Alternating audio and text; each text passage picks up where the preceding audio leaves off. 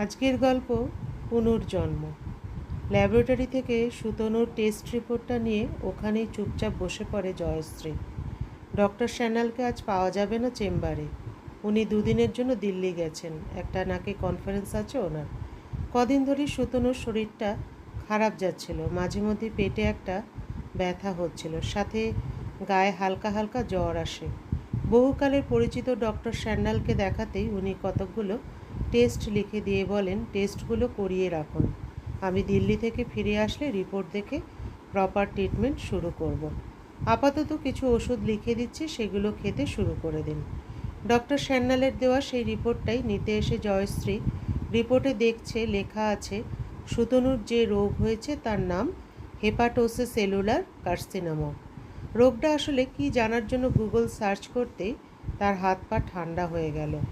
আজও সকালবেলা অফিস বেরোনোর আগে ভীষণ রকমের মানসিক চাপ দিয়ে এসেছে সে সুতনুকে, অথচ মানুষটা ভিতরে ভিতরে এতটা ভেঙে গেছে বুঝতেই পারেনি জয়শ্রী। দোষটা যে সম্পূর্ণ জয়শ্রীর তাও নয়, এর পেছনে সুতনুর মা মালতীরও হাতও কিছু কম নয়।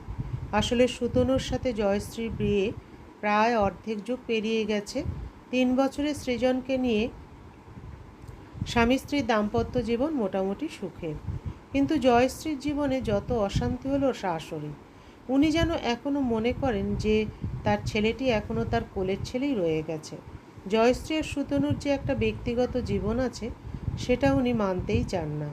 এই তো সেদিন সুতনুর জন্মদিনে জয়শ্রী ঠিক করলো বাড়ির সবাইকে বাইরে নিয়ে গিয়ে বরের জন্য বেশ একটা সারপ্রাইজ পার্টি দেবে। প্রতি বছর সুতনুর অফিসের কারণে ওর জন্মদিনটা সেভাবে সেলিব্রেটই করা হয় না। এবার রবিবার পড়াতে জয়শ্রীর সব প্ল্যানিং ঠিক করে ফেলল, কিন্তু বাদ সাধলেন সুতনুর মা। তিনি বলেন, না না, ওসব হবে না। আমার ছেলের এবার যখন জন্মদিনটা রবিবারে পড়েছে তখন আমি এবার বেশ আমার মতো করে পালন করব তনুর জন্মদিন। ইলিশ ভাপা, ডাব চিংড়ি, কচি পাঁঠার ঝোল, খেজুর টমেটোর প্লাস্টিক চাটনি, নলেন গুড়ের পায়েস, এসব রান্না হবে বাড়িতে। তনুর মামা মাসি আর পিসিদেরও আসতে বলবো, সবাই মিলে কবজি ডুবিয়ে খাওয়া দাওয়া করা হবে। জয়শ্রী একটু সংকোচের সাথে বলেছিল, এত রান্নার আয়োজন কে করবে মা? কেন, তুমি আর আমি করব, আবার কে করবে? জয়শ্রীর মেজাজটা গেল বিগড়ে। বরের জন্মদিনটা কোথায় বরের সাথে একটু বাইরে বেরোবে, ঘুরবে, একটু রেস্টুরেন্টে খাওয়া দাওয়া করবে তা নয়, এই বুড়ির সাথে সারাদিন রান্নাঘরে গলদকর্ম হয়ে ওনার বাপের বাড়ির আর শ্বশুর বাড়ির গোষ্ঠীর জন্য রান্না করো। ছেলের জন্মদিন তো বাহানা মাত্র, উদ্দেশ্য তো ওই রাবণের গোষ্ঠীকে গেলানো। এই জন্যই শাশুড়িকে সহ্য হয় না জয়শ্রীর। মানুষটার কি যে এত ছেলের ওপরে আধিপত্য কে জানে। যখন যা ইচ্ছে হলো তখন সেটাই ছেলেকে করতে হবে, না করলেই সব দোষ বৌমার। যেন বৌমাই সব শিখিয়ে পড়িয়ে দিয়েছে ছেলেকে। আর জয়শ্রী কি সুতনুর কেউ নয়? এতই যদি ছেলের ওপরে দাবি থাকে ওনার, তাহলে ছেলের বিয়ে দিয়েছিলেন কেন কে জানে। সুতনুর কাছে ছুটে গিয়ে নিজের ইচ্ছের কথা জানিয়ে জয়শ্রী বলেছিল, তুমি মাকে বলে দাও তোমার জন্মদিনে যেন কাউকে না ডাকে বাড়িতে। আমি সারাদিন রান্নাঘরে সময় কাটালে তোমার সঙ্গে থাকবো কিভাবে? অতএব আমি যা ভেবেছি তাই হবে। সুতনু জানে মাকে এমন কথা বলতে গেলেই মা বলবেন, এখন তো তোর বই সব, তাই না তনু? আমি তো তোর কেউ হই না। মাকেই বা বোঝায় কী করে সুতনু? আজকালকার মেয়ে জয়শ্রী এসব পছন্দ করে না। সুতনুর বাবা মাকে নিয়ে সময় কাটাতে জয়শ্রীর আপত্তি নেই, কিন্তু বিশেষ কিছু দিনে আরও আত্মীয়স্বজনদেরকে নিয়ে বাড়িতে হইহুল্লোড় করা একদম পছন্দ নয় জয়শ্রীর। এদিকে মাও নিজের জেদে অনড় থাকবে, তাই জয়শ্রীকেই বোঝানোর চেষ্টা করছিল সুতনু। মা যা করছে করতে দাও শ্রী, আমরা বরং পরের একটা রবিবারে যাব বাইরে। একরাশ অভিমান নিয়ে জয়শ্রী বলেছিল, ঠিক আছে, তোমার জন্মদিন তোমার ইচ্ছে মতোই হোক, সেলিব্রেট করো তোমার মায়ের ইচ্ছে মতো, আমি তো তোমার কেউ নই। সুতনুর খারাপ লাগে, কিন্তু সেও বা কী করে? সে বউ আর মায়ের মাঝে পিষে যাচ্ছে সেই বিয়ের পর থেকেই। প্রেমের বিয়ে ছিল বলে মায়ের কাছে চিরকালই চক্ষুশূল থেকে গেছে জয়শ্রী। প্রথম প্রথম শাশুড়ির সাথে অ্যাডজাস্ট করার চেষ্টা করলো, ছেলে হওয়ার পরে জয়শ্রীও শাশুড়ির বিরুদ্ধে বলতে শুরু করলো। মায়ের কাছে বইয়ের নামে নিন্দে আর বইয়ের কাছে মায়ের নামে অভিযোগ শুনতে শুনতে সুতনু হাঁপিয়ে উঠেছিল। দুজনের কেউ বুঝতে পারছিল না একে অপরের সাথে একটা অসুস্থ সম্পর্ক তৈরি করে তারা সুতনুকে শারীরিক ও মানসিকভাবে অসুস্থ করে তুলছে। শেষ পর্যন্ত অশান্তি চূড়ান্ত বাঁধল যখন জয়শ্রী ড্রয়িং রুমে একটা 55 ইঞ্চির এলইডি লাগাবে বলে ঠিক করলো। সাথে ড্রয়িং রুমের একটা দেয়াল জুড়ে বুকশেলফ তৈরি করবে বলেও ঠিক করলো জয়শ্রী, কিন্তু বাদ সাধলেন মালতী। এইভাবে ড্রয়িং রুমটা নিজের মতো করে জয়শ্রী যদি সাজিয়ে নেয়, তাহলে বাড়িতে লোকজন এলে, উৎসব অনুষ্ঠান হলে যে ড্রয়িং রুমে ঢালাও বিছানা করা হয় সেটা আর করা হবে না। তাই তিনি স্পষ্ট জানিয়ে দিলেন, এসব বানানো চলবে না আমার বাড়িতে। এর আগেও নিজের পছন্দ মতো ওয়াশিং মেশিন কিনতে চেয়ে কিনতে পারেনি জয়শ্রী। অত টাকা নষ্ট করে দরকার নেই বলে একটা সাধারণ অটোমেটিক ওয়াশিং মেশিন কিনিয়েছিলেন ছেলেকে দিয়ে। রাগে বরের সাথে দোকান অবধিও আর যায়নি জয়শ্রী। একরাশ বিরক্তি নিয়ে বলেছিল, তোমাদের বাড়ি, তোমরাই যা ভালো বুঝবে করো, আমি বাইরের মেয়ে, আমাকে এর মধ্যে টেনে এনে কি হবে। বউকে তখন সান্ত্বনা দিয়েছিল সতনু, আচ্ছা শ্রী, এরপরে টিভিটা তোমার পছন্দ মতো কিনবো। কিন্তু টিভির বেলা তো শাশুড়ি তার জেদ দেখালে জয়শ্রী বেঁকে গিয়ে বলে, সতনু, তুমি আলাদা ফ্ল্যাট কেনো বা ভাড়া নাও, এই বাড়িতে আমার দম বন্ধ হয়ে আসে। এই বাড়ির সবটাই যখন তোমার মায়ের অধিকারে, তখন এই বাড়ি আর এই সংসার নিয়ে তোমার মা থাকুন, আমরা আলাদা হয়ে যাই। আলাদা হয়ে যাওয়ার কথা শুনে কেমন মুষড়ে পড়ে সতনু। সতনুর দাদা অতনু চাকরির অজুহাতে সেই যে ব্যাঙ্গালোরে গিয়ে সেটেল হয়েছে, আর ফিরে আসার নাম করেনি।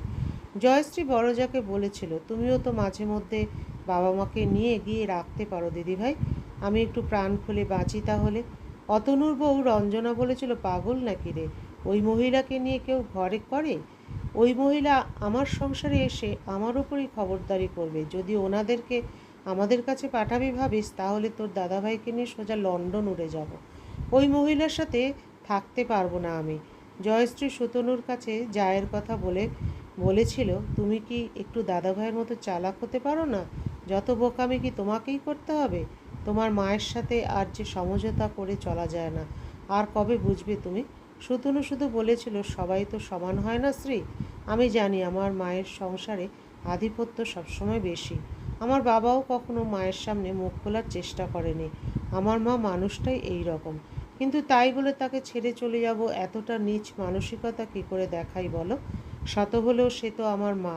ছোটবেলা কত ভুল তো আমরাও করেছি, তাই বলে কি আমাদের বাবা মায়েরা আমাদের ছেড়ে দিয়েছেন? তাহলে আর কি, আমাকেই বিষ এনে দাও সুতনু, খেয়ে মরে যাই। তোমাকে ভালোবেসে নিজেকে তোমার কাছে সমর্পণ করেছি, মানে তো এই নয় যে তোমার মায়ের অন্যায় আর মিথ্যে আবদারের সাথে সবসময় সমঝোতা করে চলতে হবে আমাকে। সমঝোতা কি আমিও করছি না শ্রী? তোমার আর মায়ের কাছে আমি তো সমান অপরাধী। তোমাদের দুজনকে কিছুতেই বোঝাতে পারছি না তোমরা দুজনেই আমার কাছে সমানভাবে প্রিয়। তোমাদের দুজনের গুরুত্বই আমার কাছে সমান। তোমরা যখন একে অপরের দিকে কাদা ছোড়াছড়ি করো, তখন আমিই ময়লা হই বেশি।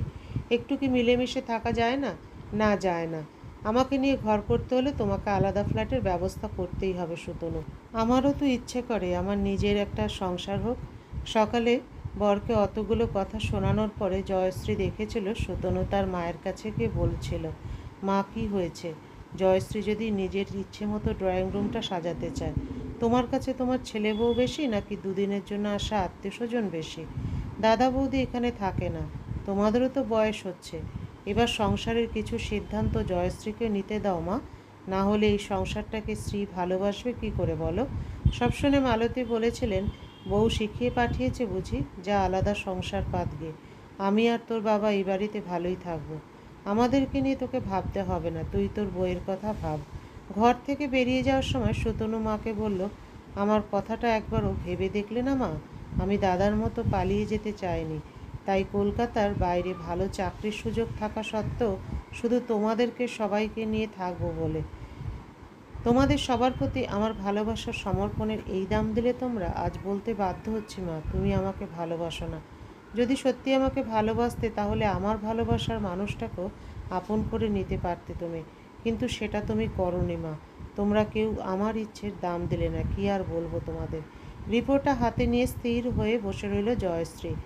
হেপাটোসেলুলার কার্সিনোমা মানে যে লিভার ক্যান্সার, সেটা তো গুগল বলে দিল তাকে, কিন্তু এমন মারণ রোগ কেন হলো সুতনুর? কোনোদিন মদ না ছোঁয়া, সাধারণ জীবনযাপন করা মানুষটার জীবন এমন একটা রোগে তছনছ হয়ে যাবে, ভাবতেই কষ্ট হচ্ছে জয়শ্রীর। সুতনুর জীবনটা এত স্বল্প পরিসর বলেই কি সে সবাইকে একসাথে নিয়ে বাঁচতে চেয়েছিল?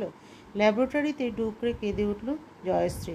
সুতনু বাড়ি ঢোকার আগেই তাকে বাড়িতে ঢুকতে হবে। শাশুড়িকে বোঝাতে হবে এবার অন্তত কয়েকটা দিন সুতনুকে ভালো রাখার জন্য তাদেরকে একে অপরের সাথে সমঝোতা করে চলতে হবে। সুতনুর শরীরের অস্বস্তি ডাক্তার লাঘব করতে পারবেন কি না জানা নেই জয়শ্রীর, কিন্তু তার মনের অস্বস্তি তো দূর করা যেতেই পারে। যদি বিধাতার নিষ্ঠুর লিখনে সুতনুকে সময়ের আগে চলে যেতেই হয়, তবে চলে যাওয়ার আগে সুতনু মনে এটুকু শান্তি নিয়ে যাক যে তার প্রিয় দুটো মানুষ একে অপরের সাথে থাকতে শিখে গেছে, কোনো মিথ্যে সমঝোতা ছাড়াই।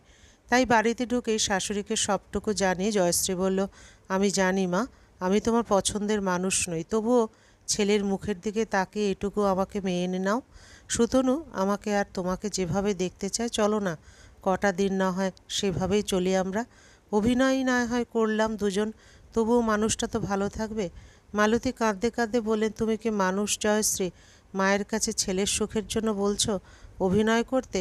আমার দুই ছেলের মধ্যেই তনুই আমার বুক আগলে থেকেছে চিরকাল, আর সেই ছেলের জন্য আমি কিছুই করব না? নিয়ে নাও এই সংসার তুমি। সংসার কে চায়? আমার ছেলে না থাকলে আমিও থাকবো না আর এই সংসারে। সেদিন রাত্রে বাড়িতে ফিরে সুতনু বাড়ির পরিবেশটার আমূল পরিবর্তন দেখতে পেল। রান্নাঘরে শাশুড়ি বৌমা রান্না করার সাথে সাথে হেসে হেসে গল্প করছে। এই দৃশ্য জয়শ্রী এ বাড়িতে আসার পর এই প্রথম দেখছে সুতনু। সুতনু ফ্রেশ হয়ে নেবার পরে জয়শ্রী চা এনে দিতে সুতনু বলল, মেডিকেল রিপোর্টটা নিয়ে এসেছো শ্রী? জয়শ্রী বলল, না গো, সময় পাইনি, ভাবছি এখন আর আনবো না, ডক্টর স্যান্যালকে যেদিন দেখাতে যাবে সেদিনই একেবারে রিপোর্টটা তুলে নিয়ে ডক্টরের কাছে চলে যাব। সুতনু আর কথা না বাড়ি বলল, তোমার কাজ হয়ে গেলে একটু এসো শ্রী, কয়েকটা ভাড়া বাড়ির খোঁজ পেয়েছি, ছবিগুলো দেখে রেখো, তার মধ্যে যেগুলো তোমার পছন্দ হবে তোমাকে নিয়ে যাব দেখাতে এই রবিবারে। সুতনুর মুখের কথা শেষ হতে পারে না, তার আগেই মালতী ঢুকে পড়েন ওদের কথার মাঝখানে। কোথাও কিচ্ছু দেখতে যেতে হবে না কাউকে, জয়শ্রী বানাক বুক সেলফ ড্রয়িং রুমে, আমার কোনো আপত্তি নেই। কবে কোন লোকজন আসবে তার জন্য ওর শখকে নষ্ট করে কী লাভ? সুতনু বলল, কিন্তু লোকজন এলে কোথায় শুতে দেবে তুমি? তোদের ঘরে পাঠিয়ে দেবো, তখন জয়শ্রী বুঝে নেবে কোথায় কাকে শুতে দেবে। আর দেখ বাবা, অনেক বছরই সংসার আঁকড়ে পড়ে থাকলাম, এবার ভাবছি সবটুকু দায়িত্ব জয়শ্রীর হাতে তুলে দিয়ে একটু আরাম করব। এই মেয়েটা এতদিন ধরে গায়ে অনেক হাওয়া লাগিয়ে ঘুরে বেরিয়েছে, এবার একটু সংসার সামলাক। জয়শ্রী শাশুড়ির কথা একটু হেসে ঘর থেকে বেরিয়ে যেতেই সুতনু মাকে জিজ্ঞাসা করলো, কী ব্যাপার বলো তো মা? সকালেও বললে আলাদা হয়ে যেতে, আর এখন বলছো সংসারের সব দায়িত্ব স্ত্রীকে দিয়ে দেবে? এই একবেলাতেই এত পরিবর্তন এলো কী করে মনের? ছেলের পাশে বসে ছেলের হাত দুটো ধরে মালতী বললেন, আজ তোর জ্যোৎস্না মাসির সাথে কথা হচ্ছিল ফোনে। জয় বাড়ি থেকে চলে যাবার পরে সত্যিই কেমন একা হয়ে গেছে ওরা। আমিও তাই ভাবলাম, সংসার মানে তো তোরাই, তোরাই যদি না থাকিস তাহলে আর এই সংসার থেকে কি হবে? জয়শ্রীকে সত্যি এতদিন ভরসা না করে ভুল করেছে আমি। সত্যিই তো, মেয়েটাকেও তো অনুভব করতে দিতে হবে যে এই বাড়িটা, এই সংসারটা ওর নিজেরও, তাহলেও তো ভালোবাসতে পারবে ওই বাড়ির সব কিছুকে। আর সত্যিই তো, আমরা শাশুড়ি বউ ঝগড়া করে গেলে তোরই সবচেয়ে বেশি কষ্ট হয়, এটা বুঝিনি রে বাবা। আসলে তোর ঠাকুমা যখন আমাকে জ্বালাতন করতো, তোর বাবা তো কখনো একটা কথাও খরচ করেনি আমার হয়ে, তাই তুই জয়শ্রীর হয়ে কথা বলতে এলে খুব রাগ হয়ে যেত আমার। কিন্তু আজ তোর কথাগুলো শোনার পরে আর জ্যোৎস্নার সাথে কথা বলে মনে হলো জীবনটা তো ক্ষণিকের, তাই যতদিন মিলেমিশে থাকা যায় একে অপরের সাথে। এই 6 বছরে এই প্রথম শান্তির ঘুম দিল সুতনু। রাত্রে শুতে যাবার আগে স্ত্রীও বলেছে তার ভাড়া বাড়ির দরকার নেই, এই বাড়িতেই থাকবো আমরা। আর ভাবছি এই মুহূর্তে টিভি বুক সেলফ কিছুই বানাবো না। তোমার মা যখন এতটা মানিয়ে নিলেন, তখন আমারও তো কর্তব্য তার দিকটাও বিবেচনা করে দেখা। সেদিন সারা রাত ঘুমোতে পারেনি জয়শ্রী। সুতনুর পাশে শুয়ে তার তৃপ্তির ঘুমটাকে দেখছিল সে। সত্যি মানুষটি 6 বছর ধরে কতটা মানসিক কষ্টের মধ্যে দিয়ে গেছে সেটা কেউ উপলব্ধিই করতে পারেনি। একটা সংসারে একজন পুরুষই বোধহয় সবচেয়ে পিষে মরে বেশি, যাকে বিয়ে করে হাত পেতে যার দায়িত্ব নিয়ে এসে তাকে ভালো রাখতে পারে না, তখনও যেমন তার কষ্ট হয়, তেমনি কষ্ট হয় সেই বাবা মায়ের সামনে দাঁড়িয়ে তাদের দিকে আঙুল তুলে কথা বলতে। কারণ কি করে ভুলে যাবে যে এই বাবা মায়ের জন্য সে পৃথিবীতে এসেছে, বড় হয়েছে, সংসার করার মতো সক্ষম হয়েছে। তাই স্ত্রী মা দুজনেই কাছে নির্বাক থেকে সে কখনো বইয়ের গোলাম আখ্যা পায়, আবার স্ত্রীর কাছে মায়ের কোলের ছেলে বলে অপবাদ। কিন্তু সে যে এই দুটোর কোনোটাই নয় সেটা মা বউ কেউই বোঝে না। পরের দিন অফিসে লাঞ্চের সময় জয়শ্রীর কাছে একটা ফোন আসে। মিসেস চৌধুরী বলছেন, হ্যাঁ বলছি, আমি ডায়াগনস্টিক সেন্টার থেকে ফোন করছি। আপনি কি একবার স্যারের রিপোর্টটা নিয়ে আমাদের এখানে আসতে পারবেন প্লিজ? কেন বলুন তো? উৎকণ্ঠার সাথে জয়শ্রী জিজ্ঞাসা করে। আপনি আসুন, এলেই সব জানতে পারবেন। সন্ধে অবধি আর অপেক্ষা করতে পারে না জয়শ্রী। সুতনুর রিপোর্টটা নিজের ব্যাগের মধ্যে নিয়েই ঘুরছিল জয়শ্রী, যাতে সুতনুর হাতে কোনোভাবে না পড়ে রিপোর্টটা। তাই ব্যাগটা নিয়ে শাশুড়িকে জানিয়ে সে বেরিয়ে গেল ডায়াগনস্টিক সেন্টারের উদ্দেশ্যে। সেখানে পৌঁছতে রিপোর্ট ডিপার্টমেন্টের মেয়েটি আমতা আমতা করে বলল, আসলে ম্যাম, একটা ভুল হয়ে গেছে আমাদের তরফ থেকে। অন্য একজনের রিপোর্ট আপনাকে দিয়ে দেওয়া হয়েছে। সেই পেশেন্টের নামও সুতনু চৌধুরী, আর ওনাকেও রেফার করেছিলেন ডক্টর সান্যাল। যিনি কাল আপনাকে রিপোর্টটা দিয়েছিল সে পেশেন্ট নেম দেখেই দিয়েছিল, পেশেন্টের আইডি আর চেক করেনি। আজ সেই রিপোর্টের আসল মানুষ এসে পড়াতে ব্যাপারটা পরিষ্কার হয়ে গেছে আমাদের কাছে। সুতনুর আসল রিপোর্টটা হাতে নিয়ে খুলে দেখল জয়শ্রী। সব ঠিকঠাক আছে। কান্নায় ভেঙে পড়ল সে। রিপোর্ট দিচ্ছিল যে মেয়েটি, সে জয়শ্রীর কাছে ছুটে এসে বলল, কী হয়েছে ম্যাম? কিছু খারাপ বেরিয়েছে কি রিপোর্টে? আপনি এভাবে কাঁদছেন কেন? চোখের জল মুছে জয়শ্রী বলল, না ম্যাম, খারাপটার হাত থেকে হঠাৎ করে মুক্তি পেয়ে গেছি, তাই কান্না সামলাতে পারিনি। ডায়াগনস্টিক সেন্টার থেকে জয়শ্রী শাশুড়িকে ফোন করে সুখবরটা দিতেই মালতী বললেন, জয়শ্রী, আজ সবাই মিলে চলো না রেস্টুরেন্টে যাই। তোমার তো খুব ইচ্ছে ছিল তনুর জন্মদিনটা একটু অন্যরকম করে পালন করার। এটাও তো তনুর নতুন জন্মই হলো। তবে কি আজ পালন করা যায় না তনুর আর একটা জন্মদিন? দেখো না, তনুও যদি একটু আগে বেরিয়ে আসতে পারে অফিস থেকে। সবাই মিলে সেই রাতে রেস্টুরেন্টে একসাথে সময় কাটালো। একটা ছোট্ট কেকের ব্যবস্থা করালেন মালতী জয়শ্রীকে বলে। সুতনু জিজ্ঞাসা করলো, এসব আবার কেন? মালতী হেসে বললেন, এখন থেকে যে সবাই মিলে মিশে থাকবো, তার জন্য এই মুহূর্তটাকে স্মরণীয় করে রাখছি। কে কদিন এই পৃথিবীতে আছি কেই বা জানে। তাই যে কটা দিন বাঁচব তোর মুখের হাসিটা দেখেই বাঁচতে চাই রে বাবা। সুতনুর কাছে তবুও সব ধোঁয়াশা, কিন্তু বিধাতা অলক্ষ্যে হাসছেন। একটা ভুল মেডিকেল রিপোর্ট যে সুতনুর মনের সব আশাকে এভাবে পূরণ করে দিয়ে গেল, সে কথা সুতনু কোনোদিন জানতে পারবে না। শুধু তার সদিচ্ছা তার জীবনকে এক নতুন রঙে রাঙিয়ে দিয়ে গেল।